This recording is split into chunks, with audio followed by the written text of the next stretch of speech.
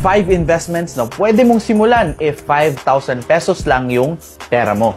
Number 1 is stock equities. You invest money in a company listed in the Philippine stock market. Now, you become part owner of that company and you grow your investment as the company increases its value.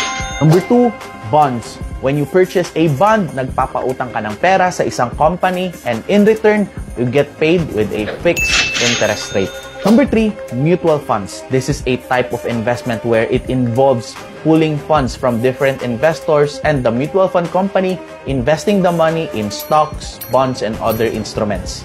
Unlike stock investing, a fund manager will be the one to invest your money.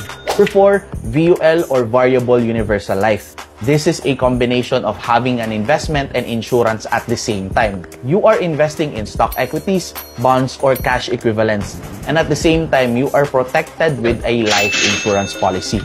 This is one of the cheapest and the most convenient investment because you're already hitting 2 birds with 1 stone. Number 5, UITF or Unit Investment Trust Fund. This is an investment that works exactly like mutual funds.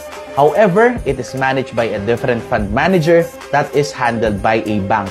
It involves pooling of funds from different investors and the bank investing it in stocks, bonds, and other financial instruments. If sa tingin mo ready ka na mag-invest in any of the 5 investment options I mentioned, you can have a free consultation with me. Just click the link in my bio, neilrecinto.com, and click free investment consultation. Follow for more.